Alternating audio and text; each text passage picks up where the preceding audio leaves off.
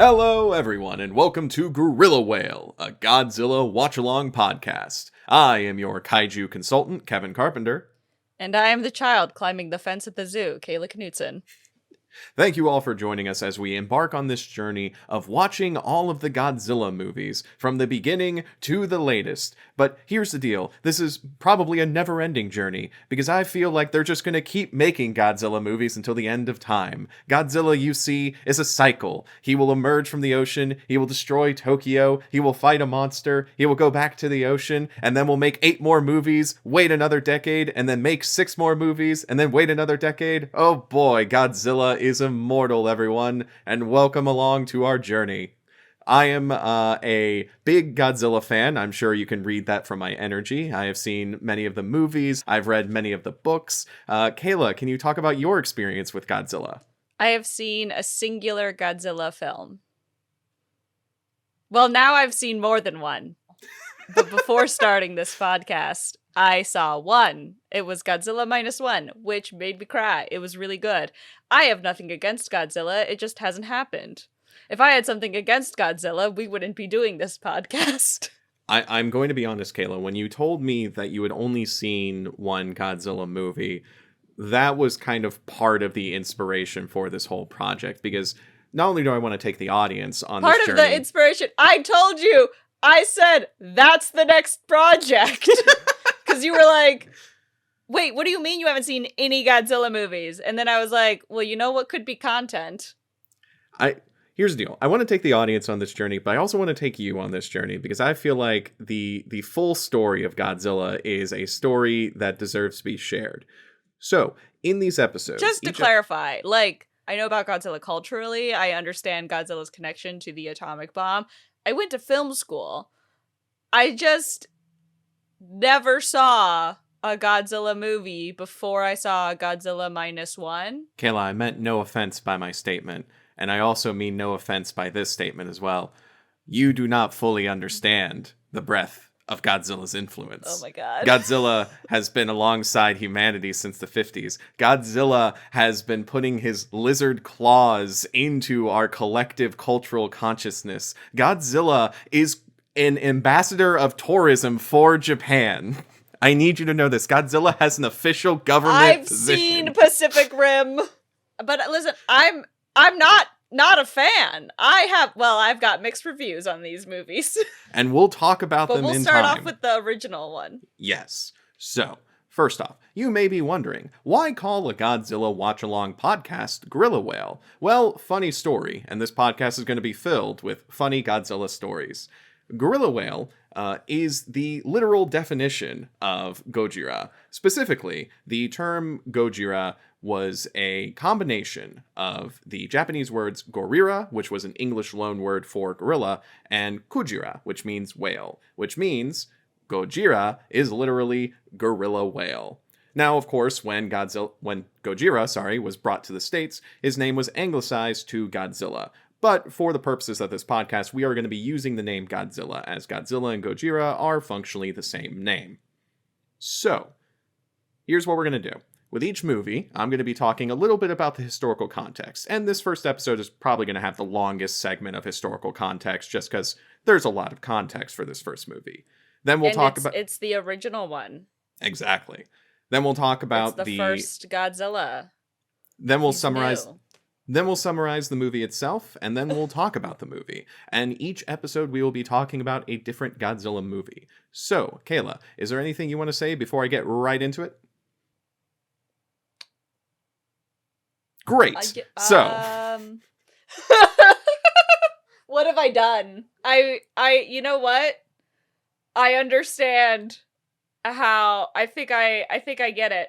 I think I get how Dr. Serizawa felt. I think I understand how, Oppenheimer felt. I feel like I've unleashed something that I can't take back. And that's a theme that's going to permeate throughout our podcast. So, without further ado, let's get into the context of Godzilla 1954. The original, the classic, the one that started it all. Follow me on this journey.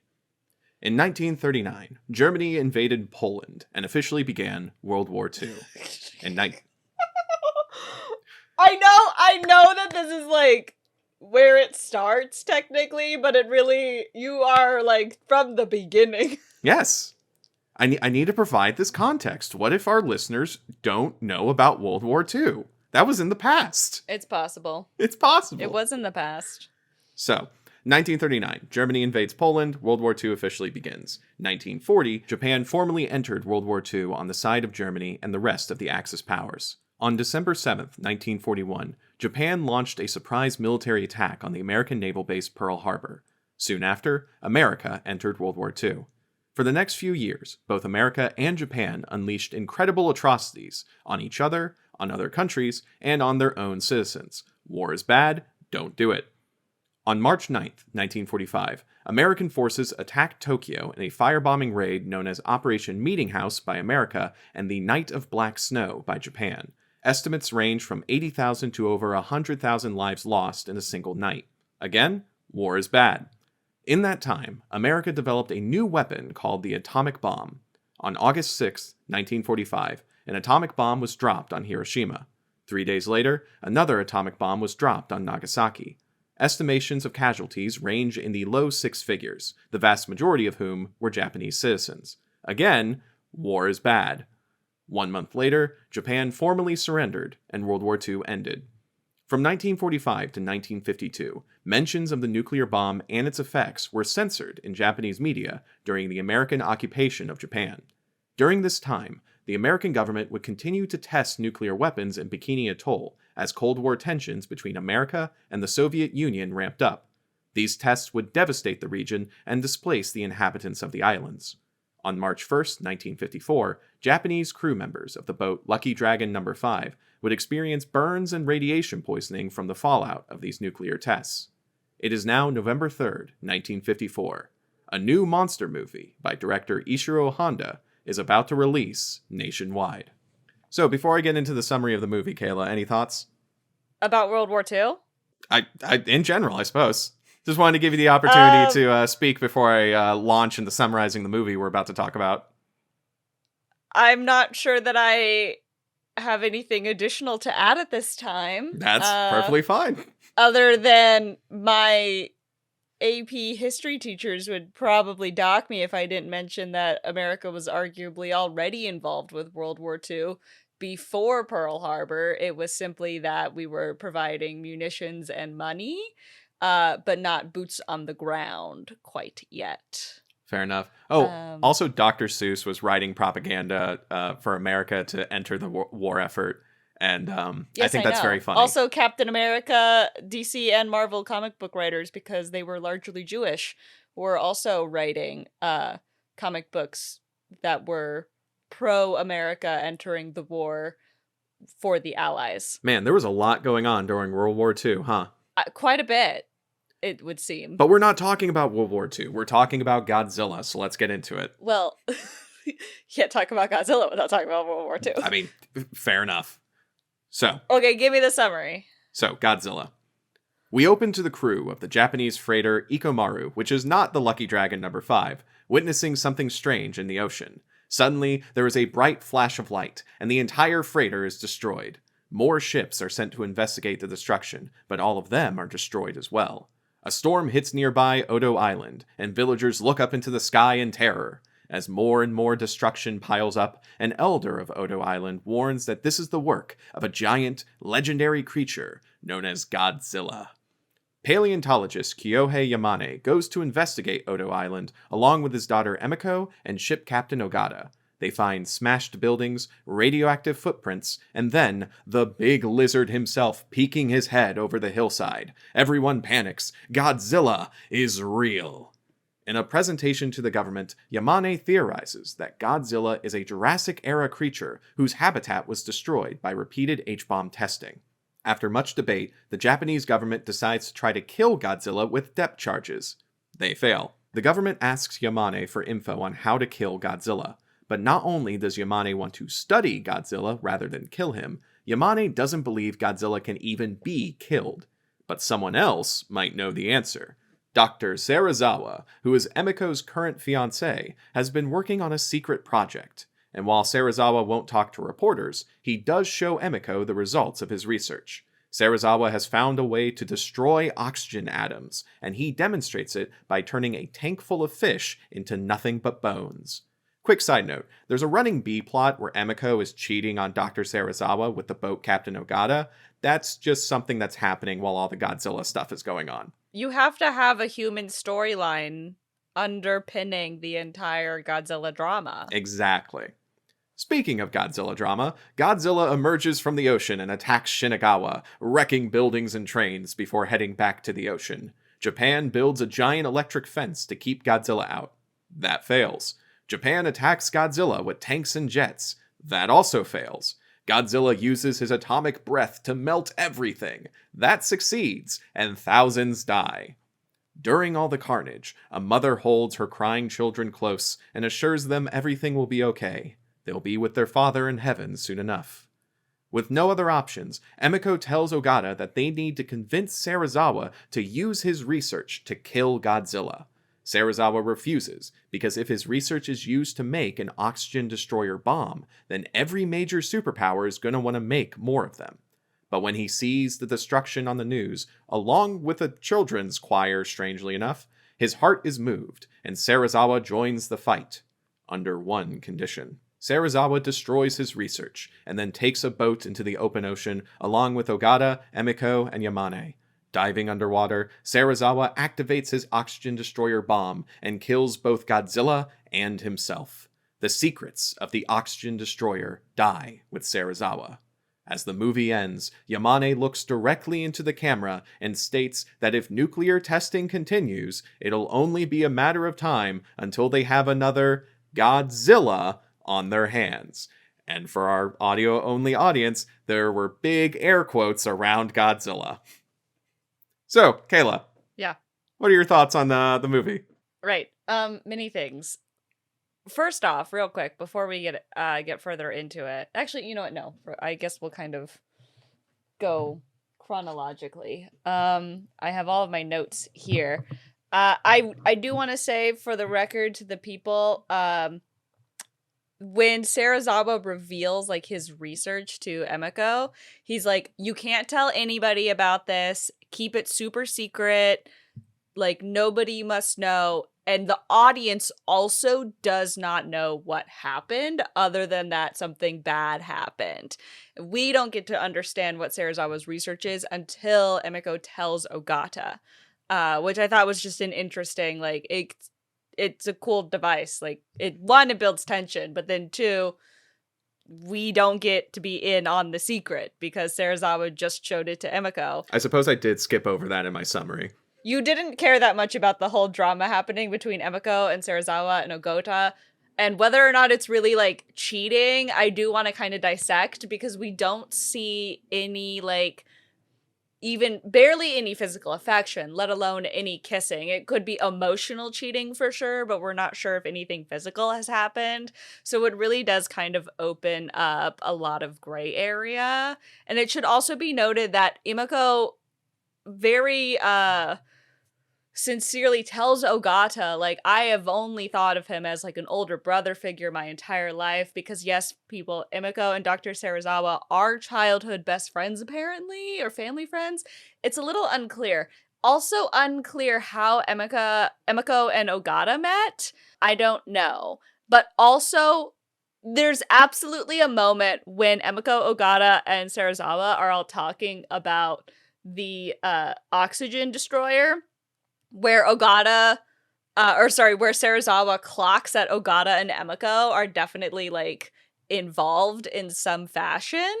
And it should also be noted, Serizawa doesn't show, like, a lot of affection towards her. Like, he sees her off. The first time we meet Serizawa is when Emiko and Ogata are going on the research trip to Odo Island in the very beginning, and everybody's like waving at the boat, and then it cuts to this guy standing menacingly in an eye patch, like, kind of glaring and frowning, and it's like, who is this villain? Specifically, he is wearing sunglasses over his eye patch, which I think is very funny. Well, the other eye can get sun damage. You want him to wear a sunglasses monocle? You think they had that in post-war Japan? They were struggling. No, that makes sense. I still think it's a very funny image that you have someone whose character design is like mad scientist with an eye patch, and his like intro shot is him wearing sunglasses over the eye patch. It is also revealed to us, like, very soon after we see Serizawa on screen that he has a veteran, or he is a veteran, so presumably his eye patch is from a wartime injury. Mm-hmm. I do think it's kind of interesting that they very quickly tell us this guy that looks, like, menacing. No, he's a veteran. And it's like, he's obviously meant to be a figure of some sort of...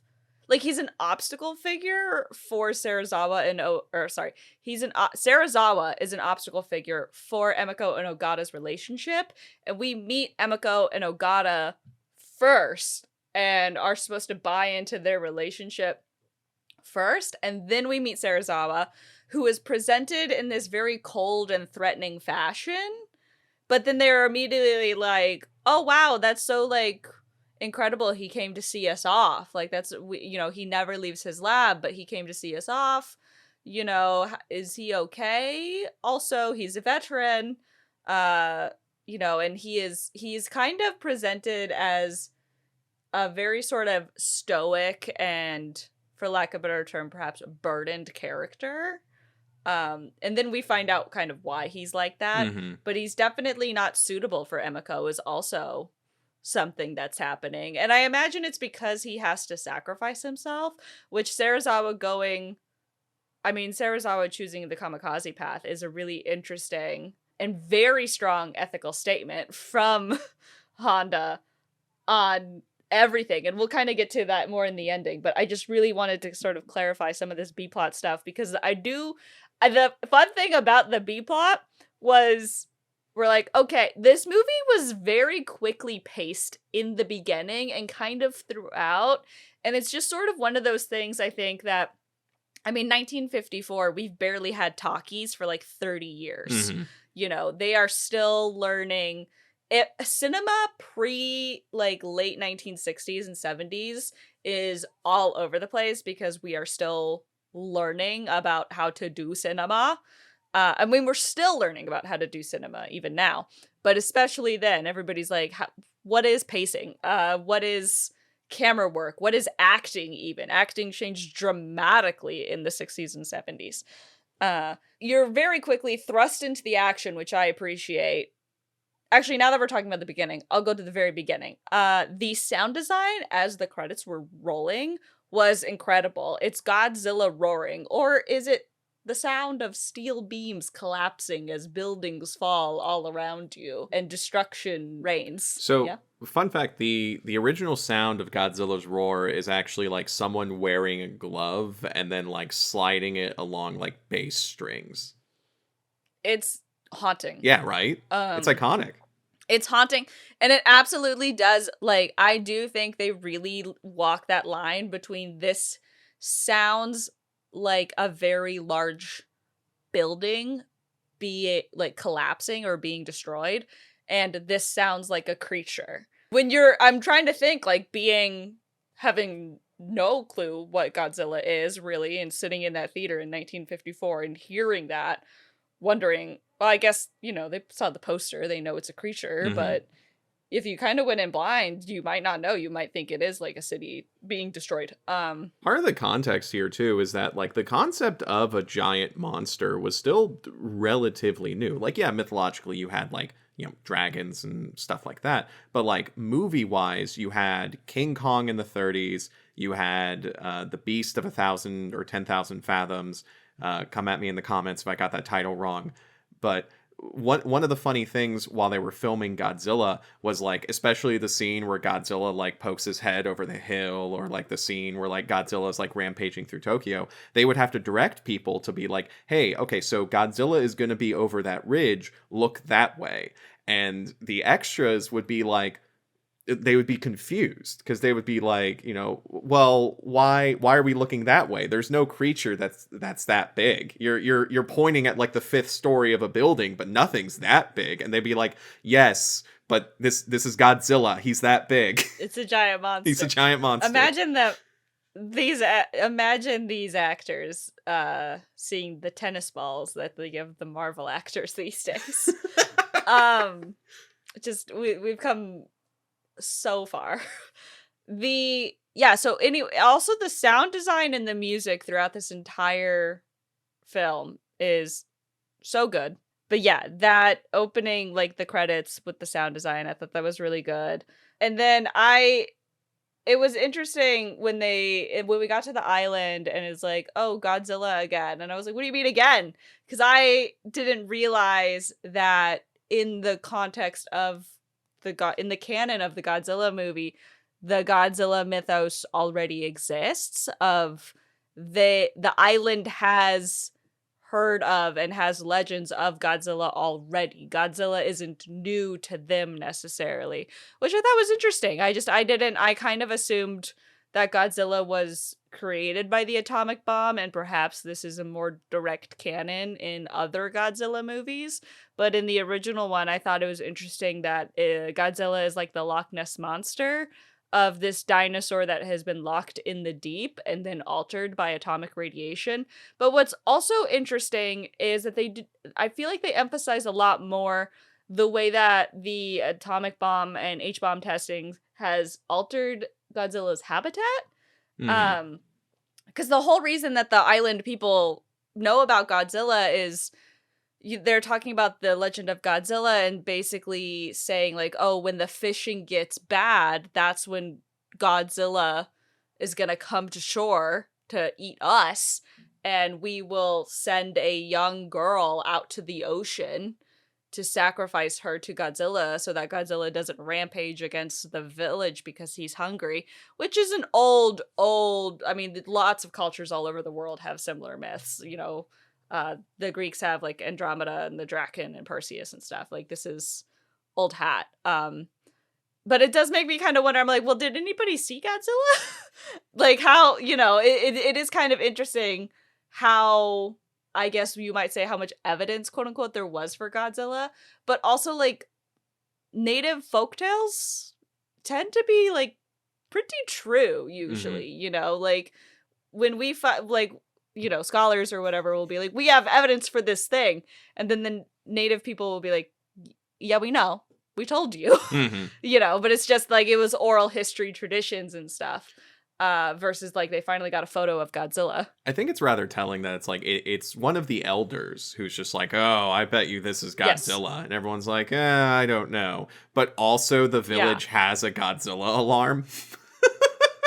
Yeah, well, it's the bells. The bells could be for other things, but they have the ceremony and stuff. It's interesting that Honda is taking us on this journey of like, pretend that the myth of Godzilla is like a thing, and then we're playing with that, you know. I just thought that was interesting because I didn't know that.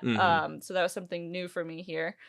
And then later on, when they're talking about Godzilla in a more scientific, academic fashion. Yeah, they got the picture of Godzilla, so it's like, hey, Godzilla's real. They're doing the science presentation. They talk about how the atomic testing has ruined his habitat, and even on the island, they're talking about, oh yeah, it's when the fishing is bad, and we see on the island, they bring in the haul, and there's like no fish, and they're like, oh, Godzilla's rampaging again.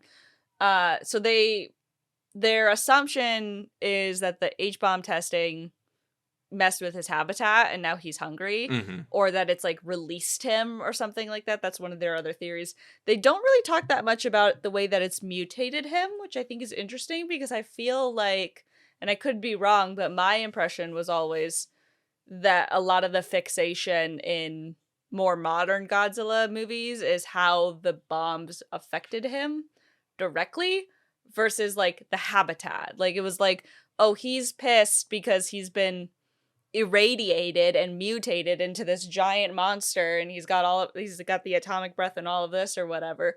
And the direct effect of the bombs on Godzilla seems to be something that they don't care about as much, beyond the fact of like, he can survive atomic bomb blasts, so how do we kill him? Like, they don't even talk really about the breath weapon, which is wild because we see the breath weapon happen like all over the place. Like he keeps doing the breath weapon, and the effect of the breath weapon being like kind of this mist fog thing that comes out of his mouth for the practical effect, like it's a lit up fog. I thought that was interesting because I was just like, oh my god, the breath weapon's different. It's not like a beam, it's breath. I understand now why Kevin keeps saying atomic breath, and I'm over here like, Godzilla used hyper beam. It was super effective. Yeah, the atomic breath does evolve later on into, like you said, a hyper beam. But in the original incarnation, it's just this like big foggy breath that just starts melting everything and lighting stuff on fire. On a practical effect level, that makes sense to me. And for a second, I was like, oh, they didn't rotoscope animation that. But then you see his scale. You do eventually see his scales get lighting all up, and that would be rotoscope. But also, they use the breath weapon so much that it would have been kind of expensive to rotoscope every time they use the breath weapon, instead of only rotoscoping his scales when you see his scales charge up for the breath weapon. I was glad to see that the light up scales was original, though. I was like, oh, good, that's been there since the beginning. And I thought so, but I wasn't sure. And speaking of expensive, this was one of the most expensive movies ever made at that time. Like, they took a big chance on Godzilla. And you know what? It looks like it. It looks really good. That storm effect on the island was so good. Oh my god. We're going to be talking a lot. In the second episode, we will be discussing Godzilla, King of the Monsters, 1956, the American re-edit of the original Godzilla film. And we'll be talking about it, but I want to say for this one, the original one, it looked so good. The cinematography was really great. The effects were really great. Like, yes, the suit kind of looks cheesy, but I mean, when you think about what they were working with and the technology that they had, they really did do a great job. And aside from it, like, obviously being dated and looking like a little cheesy, they still sell it, which is really important because high quality practical effects you can sell even when it looks outdated. But low quality CGI is a lot harder to sell over the practical effects. And just skipping ahead real quick to like actually, you know what? I'm not going to skip ahead. We're going to try and keep it chronological here. Speaking of the effects, I know, you know, we're talking about like, wow, this movie looks really good. I do always laugh a little bit whenever it's like one of those scenes where it's like, oh, this fire truck is racing down the street, and then right as it crashes, it is very clearly like a toy fire truck. It's very clearly a mini. Yeah. But it's like, they really chucked that truck. So there's such force behind it that you're like, yeah, you know, it's like, it's so tactile that you're like rolling with it still. You still buy it. Okay, so yeah, the storm effects, eye patch guy, the B plot really just suddenly happened out of nowhere. Suddenly we have a B plot, which it's not like that's not like B plots are usually introduced once the A plot gets going, but it did feel kind of abrupt, I have to say, which did make me laugh because suddenly we had eye patch guy, and I was like, oh, there's like character stuff going on. Okay, cool. You know, because until then I mean, they had the whole thing where like, oh, I can't go with you. Like, I can't go to the opera with you. There's something going on with the ships. I will say I was a little bit unsure of like Ogata's position at first. Like, you know, the ships died, the ships went missing, everybody on them died. And then we cut to Ogata, and he's like apologizing to Imiko about the opera, and then he's like, oh, there's been a disaster, I gotta go off, you know, etc. And I was unclear. I was like, oh, is he gonna go die? Like, what's going on with this? And then he eventually came back. I'm like, oh, he did live. Like, I was kind of wondering where he was. I wasn't sure. I mean, I have to read the subtitles, obviously, so I am kind of missing sometimes like people's faces. And then you're wondering sort of, is that the same, you know, when everything's in black and white, it gets harder for me. And I use haircuts a lot to distinguish people, but a lot of people kind of have similar haircuts. The further back in time you go, they have similar haircuts, and everybody's got like black hair and stuff. So then I'm like, where is everything? When I was watching Pacific Rim, I thought that the two blonde guys were like the same person. I was like, why did his accent change? And then I was like, oh, it's a different guy. It's a different guy. He's Australian. Like, it was, if they did not have different accents, I would have been so lost. But that's why they gave Serizawa an eye patch, so you could identify him. Yes! Serizawa is so Main interesting character to me. energy. Right? Serizawa's great. Ogata? Yeah. Here's the thing.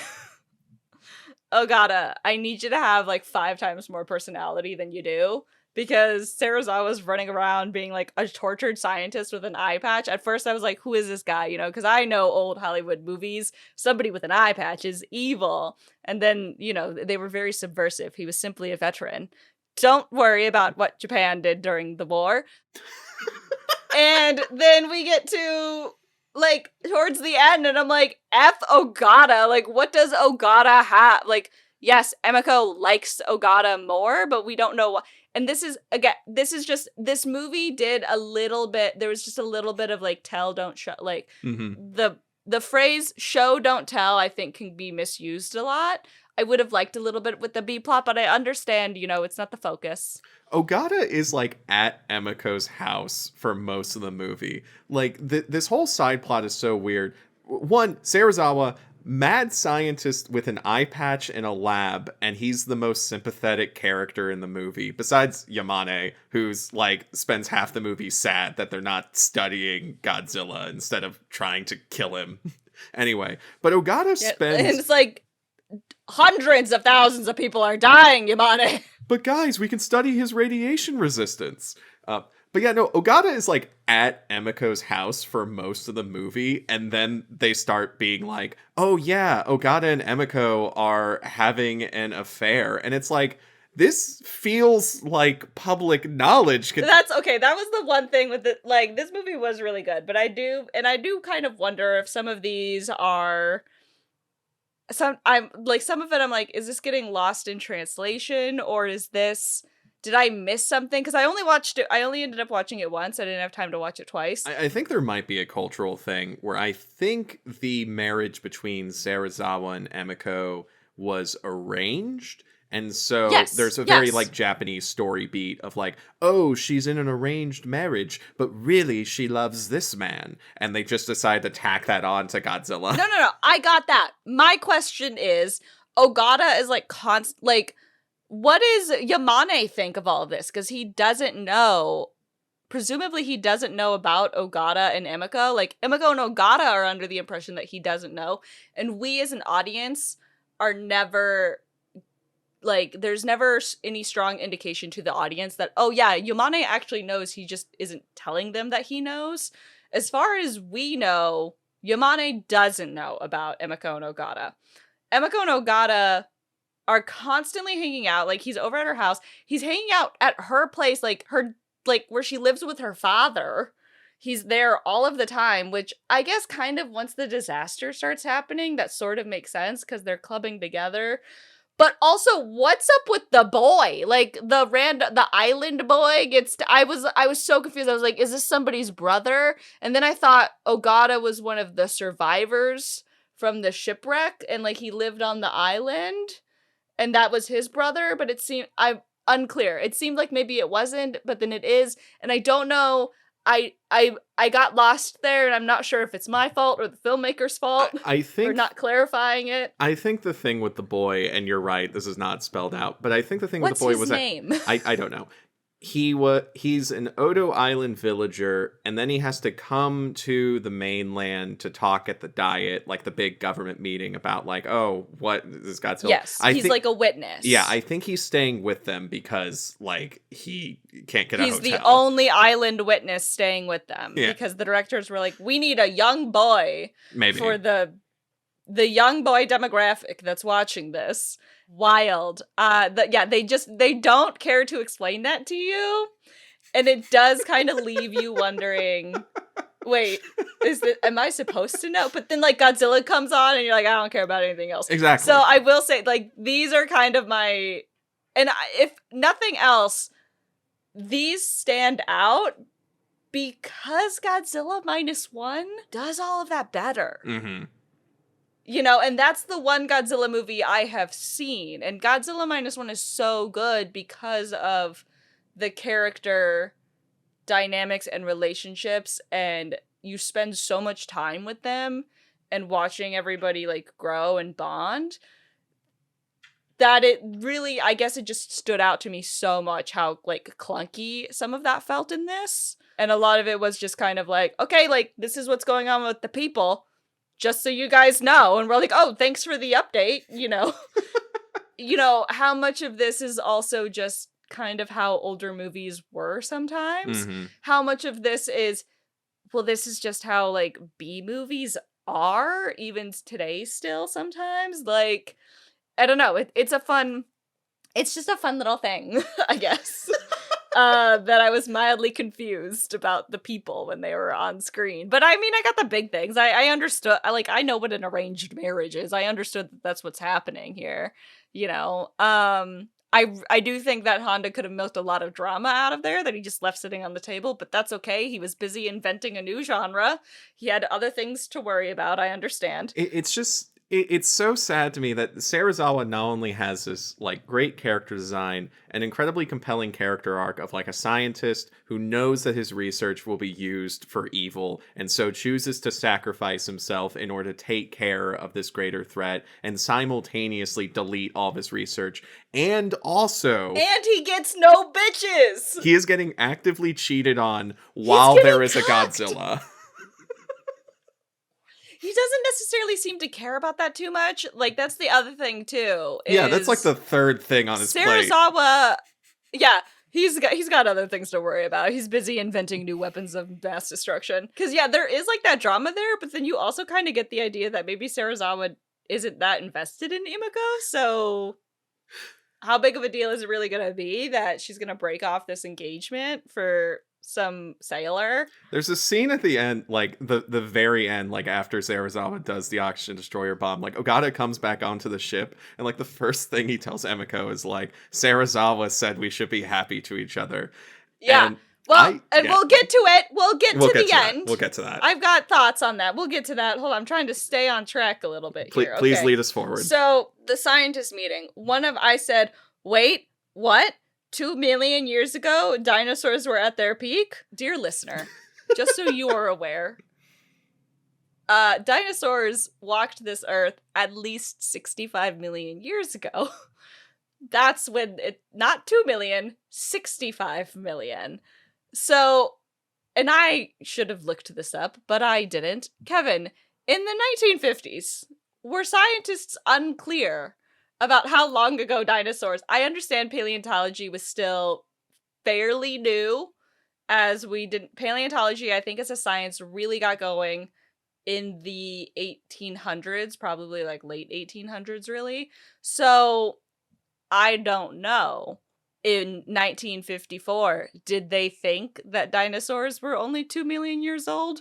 Or was Honda just being like, eh? I can't attest to the scientific understanding of 1950s paleontology. I will say it will be a running trend in Godzilla movies for them to be very inaccurate about dinosaurs. Why does he have to be... Well, okay, and this is the thing that gets me. Why is he an immortal dinosaur? Well, they also... Actually, they do say he's not an immortal dinosaur necessarily. They do say that perhaps he is like a self-replicating, like asexual dinosaur or / creature from the Jurassic era 2 million years ago. It's killing me. But He'll get a son later. I don't understand. I don't understand why it couldn't have just been some like sea creature that got mutated into giant, like, I guess maybe the thought that this is like an undiscovered species from the Jurassic period that was then altered into gigantism by the atomic bomb. But again, we don't get into for there being a paleontologist, I am deeply underwhelmed by the nitty-gritty of the Godzilla speculation. Here, I do kind of, like, where is, in Pacific Rim, the one dude, Charlie Day with all the tattoos, Newt, that was his name? The kaiju scientist? Yeah. Yeah. He'd be losing his fucking mind with me here about Yamane's theorizations about Godzilla and the science of all of this. Listen, again, Ishiro Honda had a lot on his plate inventing a new genre. I just have to say, as a fan of science fiction, I feel like there could, I don't know, maybe in the 1950s they thought dinosaurs was 2 million years ago. It's fine. Kayla, I can't wait till we get to Godzilla raids again. That's all I'm going to say. I'm concerned. I had a book, like, I used to, when I was a kid, I had a big encyclopedia, and one of my favorite sections was the dinosaur section. Mm-hmm. So I'm definitely coping well. I love Jurassic Park. Oh, okay, so when they're doing the hearing, and then they're like, okay, Godzilla is real, confirmed. What do we do about it?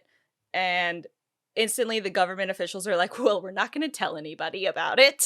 Now that we know what's killing all of the sailors and destroying all of the ships, we're definitely not going to tell the public in order to avoid a panic. And instantly, it is a group of women, including, I believe, Emiko, who are like, fuck that noise. We have to tell people. Like, the people must know the truth. You can't hide this from them. And I would just like to say, what an interesting little point in this movie about atomic bombs and atomic bomb testing, to have the government officials saying, we don't want to tell the people about this, and civilians, particularly a group of women. And I think it's important that it's a group of women, because women are often discounted for their concerns, for being like hysterical. I think it's really important that they spoke up. And this moment just felt so like, it felt so much like Honda was just reaching through the frame and grabbing us by our shirts and being like, what do you think? What do you think the government should say to the civilians about atomic weapons and atomic bomb testing? Do you think perhaps maybe people should be informed about this? It's almost like this movie came out after 7 years of censorship. Yeah, exactly. Just as a sidebar on all of this, since we're on the topic of atomic bomb testing, it wasn't just like the Japanese people who had to deal with censorship about the atomic bomb and its fallout and all of that. The American government was hiding stuff from the American people while they were developing the bomb. And you're going to say, okay, yeah, Kayla, sure. Like, obviously they weren't, like, the Manhattan Project was super duper secret. Nobody was telling anybody about it because we were actively at war and Germany was trying the same thing. Like, I get you. But also, they didn't empty out that area of New Mexico. There were still farmers. Yeah. That were, well, one, there was farmers that were displaced. But then also, there was townspeople. And by the way, these farmers were largely, like, poor Latinos that had been there since, you know, the Mexican border moved. There were people that were living, like, civilians who had no idea what was going on, that were living close enough to the testing site. And yes, they didn't understand the full implications and fallout of atomic testing. They didn't know. But also, they knew there was risks. And all of these people, like, a whole bunch of these people had birth defects, happened to, like, they had a bunch of stillborn kids, they had kids with birth defects, they had cancer rates that were astronomical in comparison to other parts of the country because they were so close to the atomic bomb testing. And then out in Nevada, like, it's the same thing. I mean, the quote-unquote joke is that John Wayne died from atomic bomb testing because where he was filming all those westerns was downwind of where they were dropping nukes in Nevada. And John Wayne got cancer from all of the radiation. Like, it's... And again, I mean, that's not, like, his official cause of death, obviously. That's kind of like the, well, you know, walks like a duck, talks like a duck. Yeah, that's part of why I mentioned in the historical context thing of, like, yeah, when Japan and America entered the war, they committed atrocities to each other countries, and to their own citizens. Yeah. There's also a lot of other atrocities that I'm not going to name right now, because then that would take up the rest of the podcast. Yeah, we understand. And, you know, World War II was a beast. One more time. War is bad, folks. So another thing that really strikes me with Godzilla, you know, Godzilla is pretty much a direct metaphor for the atomic bomb and nuclear testing and the threat of atomic annihilation hanging over our necks.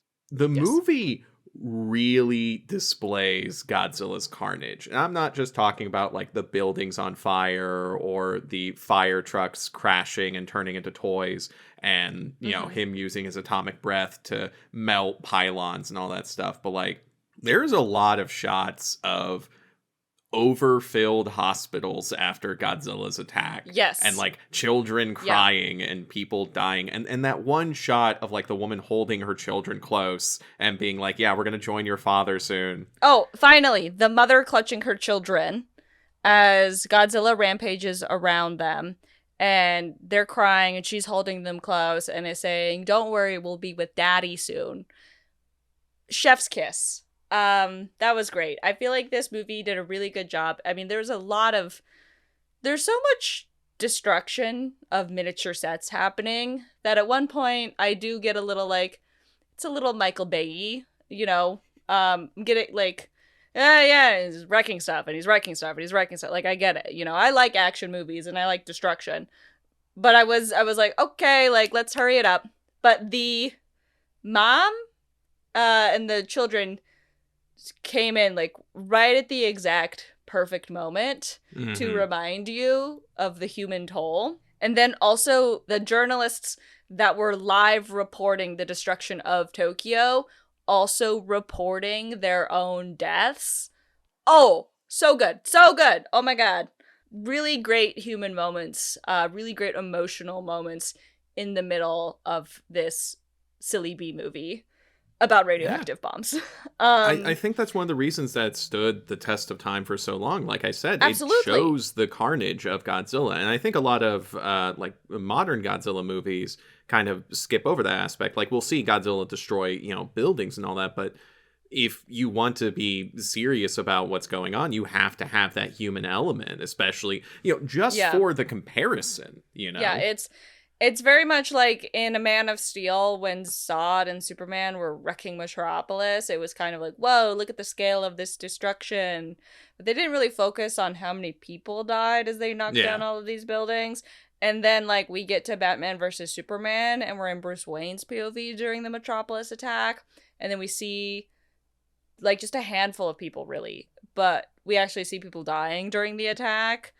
But yeah, also in the aftermath, when they're doing the Geiger count, like the hospital's really full, people are dying, children are crying, but then they're going over like with the Geiger counter. They've been going around all over the place with the Geiger counter, and you know, that's how they're tracking Godzilla, is the Geiger counter. And then they do it on the kid, and you're just like, ah! Yeah, the fact that Godzilla's footprints are radioactive is like, yeah, damn. Well, yeah. I mean, that's how incredibly, like, I mean, because, you know, he's supposed to be like a bomb. Yeah. But yeah, when they just kind of linger on the kid and the kid's going off, like, when you touch something at the store that has a spider wrap on it and then it goes beeping and you're like, I didn't mean to touch it. And then the retail employees are looking at you like, come on, dude. Like, why'd you even touch it? You knew it was probably going to go off. Like, that's the kid was going off like that. Yeah, that's the comparison that Ishiro Honda wanted in that. Only in that thing image. I could think of. I couldn't think of anything else. That is the most off the top of my head comparison of this visual. I'm sorry. I want to talk about the way that the people are thinking about Godzilla before he takes out a major city, because when they do they do eventually reveal to everybody like Godzilla, the truth does win out. But there's these commuters on the train and they are talking about Godzilla, and they're talking about Godzilla so like they're complaining about the train being late, and also and then now we gotta worry about this Godzilla thing, like who knows when that's gonna happen. It's like so casual, it's all in the same breath. Like that happened and it hit me like a brick, because I'm like, damn, if that's not what it is people been the same always, because that is exactly how I've been feeling for the last several years. Is just discussing historic AP history essay questions that are dramatically affecting my life and the life of others, that is in really large part just the failure of our current governments and ruling classes to manage in any way, shape, or form any of the ongoing crises that we've had the last several years. And now we gotta deal with a Godzilla. It's like, oh, now I gotta worry about that. You know, like, it's so, but it's also the attitude too, kind of like, well, this is just our new reality and we've adjusted. So even though we all have trauma from like COVID or whatever, and that's probably really as true as it is to us now, that's probably how it felt like living under the Cold War or living under the American occupation in Japan or during the war. Of like, there are points where it becomes so normalized to you that you complain about the firebombing the way that you complain about the weather, because what can you do except go insane or get used to it because you're helpless to do anything about it as a singular person. It was this little tiny moment that really stood out to me as an incredibly relatable little bit of humans are always the same. Ugh, Godzilla. We have to worry about that happening, maybe. I really like the shot of all the people on the boat, like right before Godzilla attacks Shinagawa. Like, they're just like, okay, yeah, the government got Godzilla with the depth charges. We're fine. Oh, no. It's totally all good. They're on I was like, seriously, a fucking cruise? Incredible. They're just la-di-da-di-da-di-da, and then Godzilla comes up and wipes them all out. I'm like, yeah, you know, that's what you get. But it was just, people be the same, man. People be the same. It's incredible. People be the same. Oh, also, that commuter conversation on the train about Godzilla, specifically, she's like, oh, I barely got out of Nagasaki, and now I gotta worry about Godzilla. And that is the only time in the entire film that Hiroshima or Nagasaki are mentioned, I believe, right? Mm-hmm. Aside from atomic bombs, atomic testing, blah, blah, blah. That is, I think, the only time that either of those cities is name dropped. And she is a canonical survivor, which, of course, is the elephant in the room with this movie, is that it's the atomic bomb. We will talk about the re-edit in the second episode. I just wanted to say on this podcast, for the record, they mentioned Nagasaki once, because we're going to talk about it in the second one. Mm-hmm. Oh, there's a giant radioactive monster stalking the coast. Do I still have to go to work? You definitely have to still go to work. Because that was the vibe. There's like the whole scene where everybody's at the Yamane household, and Imiko goes in to talk to her dad, and he's sitting in the dark in his office. I thought that was a really cool shot. I just wanted to say. He's so sad they're trying to kill Godzilla. I do want to say, Yamane, how do you plan to study Godzilla's resistance to radiation? Are you going to go up and scrape some of his skin into a petri dish to look at? Like, I'm not, I understand. I hear you. You're correct. If we could figure out how Godzilla protects himself from radiation or metabolizes it or whatever, it would be a major scientific breakthrough that would be wonderful for all of humanity. However, I have logistical concerns about your research. Well, here's how the government plans to do it. They're going to build a giant electric fence. I was watching this and I was like, oh, okay, so that's what they tried to do in Pacific Rim and it wasn't working. And that's also apparently what we try to do anytime we're like, I have a problem. Build a fence, build a wall, whatever. And we're like, yeah, that never fucking works. I mean, it kind of worked with the Great Wall of China, but only like a little bit for a little while. See, that's the problem. They were treating Godzilla like the Mongolians. They were treating Godzilla like a gator in Florida. Oh, yes, and then I wrote, in all caps, why are you on a cruise right now? And then that's when the cruise got destroyed. Yep. Because they were like, oh, the depth charges must have worked, because, like, we sent in those depth charges around where Godzilla would be, we think, and then he hasn't popped up, so, like, it must be fine. I would have waited, like, a year before I said, oh, he's definitely dead. Like, how long did they don't say, I don't think they say in the movie how long it is between the depth charges. They're just like, and then it seemed quiet for a minute there. So everything was fine. Everybody was like, okay, it worked. No, it did not. Oh, and then that's when I wrote, oh my god, it's a forbidden romance plot. Because that's when you finally get clarification on what's going on with Serizawa, Imiko, and Ogata. Is halfway through the fucking movie, they finally tell you what's going on with those three because they're busy with Godzilla stuff so much. Just some minor script doctoring here, Honda. I get it though. You were busy inventing a genre. Kayla reaching back in the 1954, just like, I've got some notes. I've got some notes for this movie you're about to make that's going to change the world. Listen. I think maybe if that was it bumped for me. I think it could have done the B plot, like a little, just some minor things here and there. And then I also wrote Serizawa's lab is so cool, because his lab is so cool. It was a really wonderful piece of set design. And again, the cinematographer was going off. Super, super cool. I did enjoy the effect where he drops in the oxygen destroyer. And, well, I mean, you don't see it till later. But he drops in the oxygen destroyer, and then suddenly the fish are just, like, floating fish skeletons. I cackled. I was like, that is so good, but also so funny that it's just cartoonized into skeletons. The funniest thing about his lab, like, we come back to his lab after that, he has another tank of fish. Yeah, well, no, I think he had, like, 2 tanks. Yeah, he has multiple tanks of fish because he's just like, this is the best way I can demonstrate my research, is just killing these fish. It's probably, like, listen, sometimes you gotta kill a few fish. I do want to, well, I let this slide because it's 1950s B-movie science, but he's destroying oxygen atoms, so you would say he's splitting the atom, perhaps? Which is just the nuclear reaction.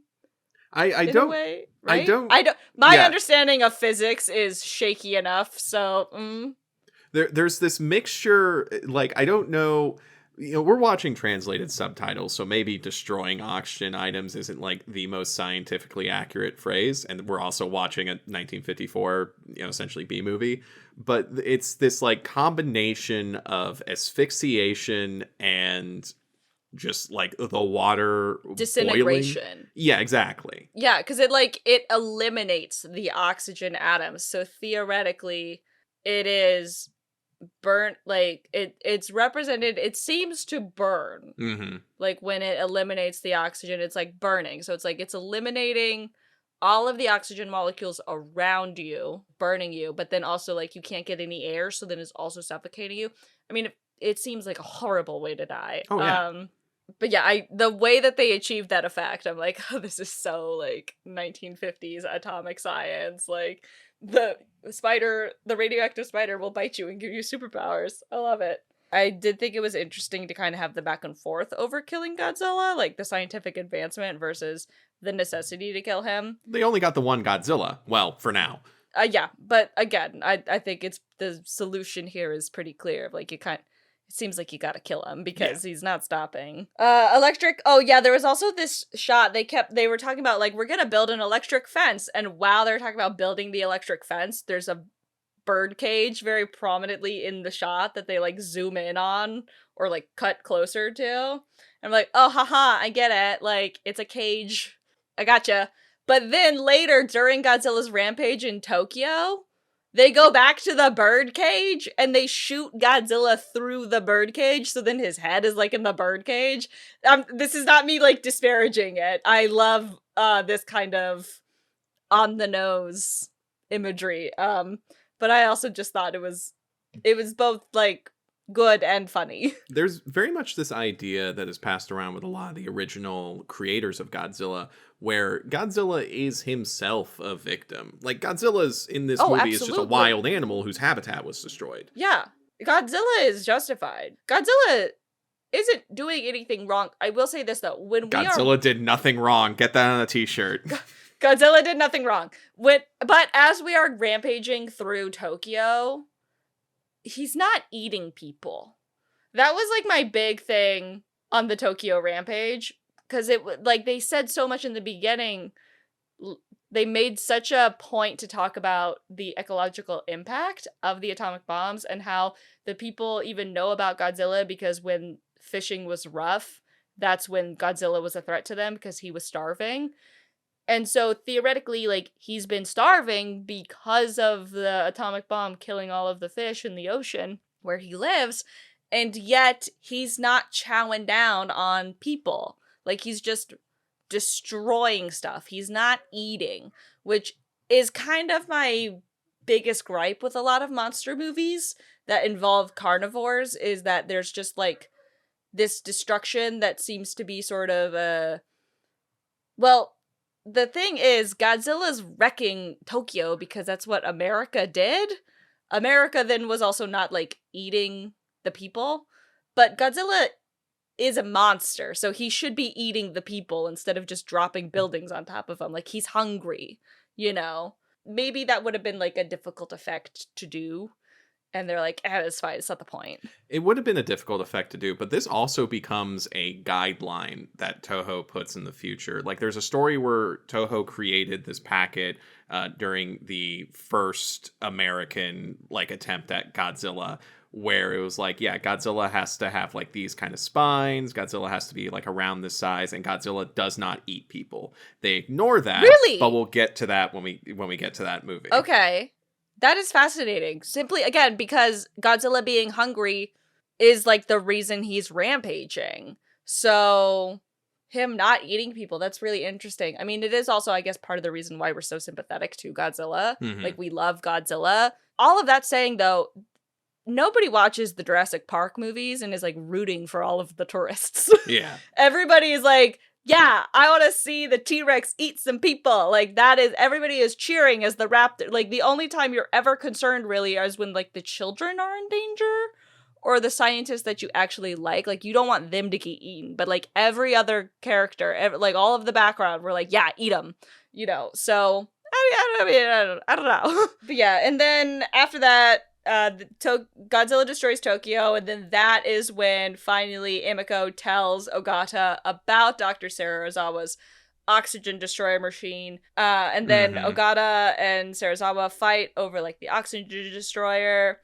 There's, like, the memorial news happening all across Japan, and they turn on the radio, and, like, the school children's choir is, like, singing memorial songs and stuff. Honda is so set on the importance of that choir. Like I've read Ishiro Honda biographies, and he's just like, that is, like, one of the most important parts of the movie. And I'm like, I personally feel like that's a strange way, but, you know, whatever floats your boat. It's probably a cultural thing, and yeah, listeners, if you have any, like, insight to this, but I imagine that it's a cultural thing, that's probably something that was happening during the war, that these children choirs were, like, singing in remembrance of people that died in the war and in support of, like, their soldiers and stuff. And I mean, kids singing sad songs is somewhat universal. Like, that, I think, you know, there's this really good, there's a song by Grandson, who's a musical artist, and he has a song called Thoughts and Prayers, which is about school shootings. And he has, I think it's the LA Children's Choir, some children's choir comes in and sings backup on that song, and it hits you in the gut. I wondered how far along we'd get in this podcast before you mentioned the band Grandson, and episode 1, that's incredible. It's the artist Grandson. The artist Grandson. He has a touring band, but he is a solo artist. Thank you. Listen, I don't know. It's relevant. He makes Godzilla. Political music. This is a political film. All art is political, but you know what I mean. So yeah, then Serizawa agrees. He's like, all right, fine, like, on one condition, and then we're all like, oh, he's gonna die. Serizawa gets in the scuba. It's the old-fashioned. Also, when they were like, prepare the diving equipment, I was like, ooh, what's it gonna look like? Because I'm not super read up on scuba diving history and equipment. I wasn't sure exactly what it was gonna look like. And I was absolutely delighted that it was the big, like, SpongeBob SquarePants big round diver with the tube going up to the surface. I was like, oh yeah, like, that's what it should be. Looking like a Scooby-Doo villain. Yes, I loved it. And Ogata won't let Serizawa go alone. And you do kind of wonder if Ogata has an idea of what Serizawa is thinking and wants to go to, like, stop Serizawa, or... I feel like Ogata had no idea, though. I feel like Ogata just straight up didn't have a clue, because he doesn't really make any... He just, like, doesn't want him to go alone. I don't think that he realized what Serizawa was gonna do, just based off of his behavior. Which is interesting because, like, Serizawa, like, he specifically says, like, listen, this research can't get out because national superpowers will use it. Yeah. And so I have to get rid of this research. But they're also like, okay, well, why don't you just, like, not give the research? And Serizawa's like, they will make me. Yeah. He's like, I can be compelled. Which, again, I think is really interesting commentary on scientists and the atomic bomb testing. And, I mean, there's definitely, and this was kind of brought up in Oppenheimer, you know, there's something to be said about the fact that Project Manhattan did have a lot of specifically Jewish scientists who felt like, hey, I need to do this because if I don't, Germany is actively working towards this. If I don't help the US get the bomb, Germany is going to use it specifically to kill me. So it is, you know, it's a very complicated and messy thing. And, you know, they really didn't know what they were doing. Like, that is something that has been emphasized ever since in so much media about the atomic bomb, is we really had no idea what we were doing. But Godzilla is made in a post-nuclear world, and, you know, subtext be damned. I do appreciate that one of the final shots is, like I said, Yamane almost looking into the camera and being like, if we do not stop atomic testing, then we'll have to deal with another Godzilla. Yeah, and I mean, it's because the consensus kind of is that, like, we dropped the bombs on Japan as a show of force, not against Japan, but against Russia, which was the only other superpower out of World War II. And then you have at the end of this movie, Japan, the only country that truly understands what it is to have an atomic bomb dropped on it, pleading with the superpowers of the world, stop this, because it's so much worse. Like, you truly don't understand what you're dealing with. And as long as we have nuclear weapons, the threat of, like, it's not about if another bomb drops, it's about when. So Godzilla is an intensely political movie tied to the atomic bomb, which makes the next thing we're going to watch very interesting. Oh my god. Kayla, okay, can you tell the audience what we're going to be watching next? Well, before I do want to say, are we doing ratings for these movies? Like, are we going to rate them at the end out of 5? I didn't think about rating them. How many atomic bombs do you want to rate it? 3 out of 5, 4 out of 5? I do not want to rate it by atomic bombs. I don't want to rate it by... I'm so sorry. No. I'm sorry, but I was like... Okay, I mean, stars. I'm going to give it 4.5 out of 5 stars, specifically because of its cultural importance, and also the fact that I think overall it, like, holds up. Oh yeah. The fact that it holds up, it's a well-made film, and its cultural significance really cannot be understated. What would you rate it? I am legally obligated to give this Godzilla 5 out of 5. This is the one that started it all, baby. This is the original. Godzilla breaks out, attacks Tokyo, establishes a new genre. Oh, you gotta give it 5 out of 5. Okay. Kayla, what are we watching next? Yeah, next we'll be watching Godzilla, King of the Monsters, the 1956 American re-edit of the original movie. If you don't know where to find it, you can find it on services like Tubi, Crackle, Amazon Freevee, and Pluto TV.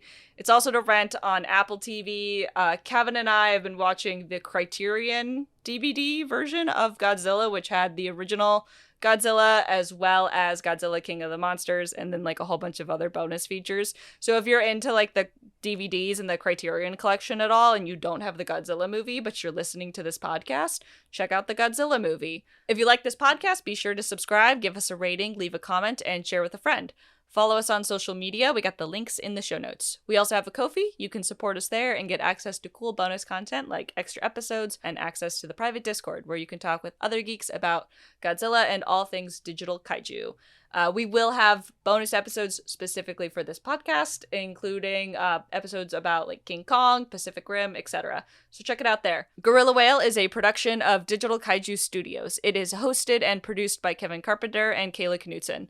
Gorilla Whale has no official affiliation with Toho, Legendary, or any other companies associated with the Godzilla franchise. We thank you for watching along with us. Until next time, watch out for kaiju. See ya.